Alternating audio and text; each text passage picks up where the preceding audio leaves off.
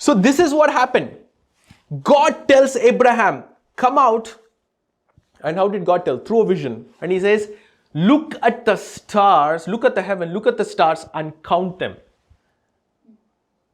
And Abraham, I don't think so, and God says, if you're able to number them, then he said to him, so shall your offspring be. God released a promise to Abraham and said, this is how your offspring, your generations will be.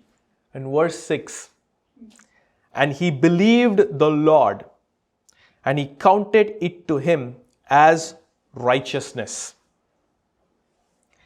Basically, he believed this whole encounter, and he believed this whole vision that he had with God. And when God saw that Abraham believed in this encounter that he had, God counted it, meaning God accounted. You know what's accounting? It's like depositing. God deposited into Abraham's, I'm using layman words, okay? God deposited into Abraham's bank and said, you're righteous. Wow. So what made Abraham righteous in this moment? Him believing in the vision that he had. Because he believed in that vision, God says, okay, you're righteous. I'm depositing or I'm accounting you as a righteous one. Meaning the one who has a right standing. Listen. At this point of time in Abraham's life, he was very dead in this area. He could not expect anything more from God.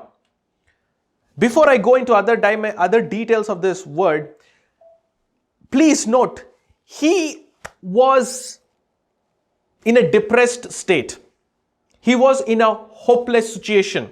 There was nothing in him that said, this area of his life will bear fruit. There was nothing in him that said, in this area of life, there will be success.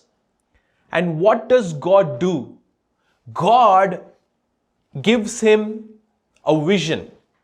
In other words, God gives him an injection. I said it on purpose. You know what is an injection?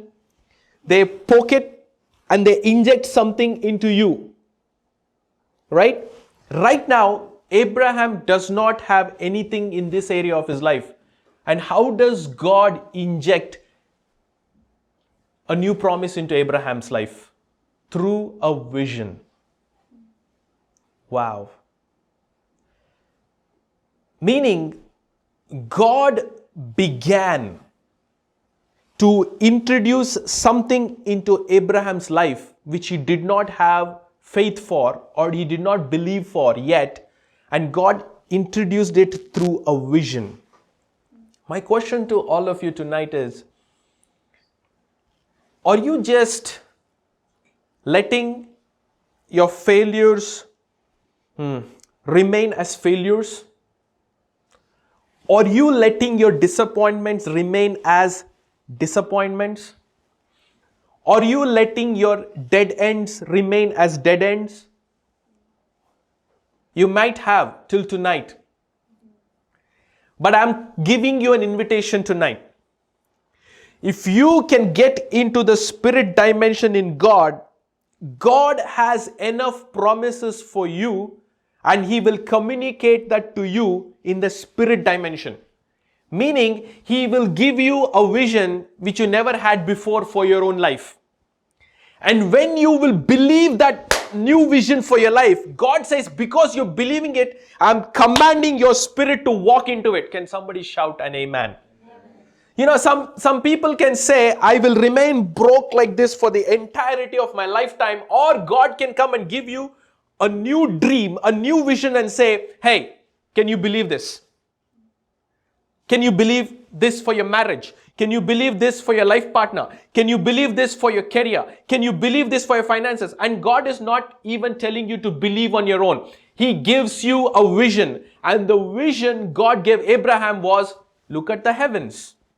Look at the stars and tell me if you're able to count them.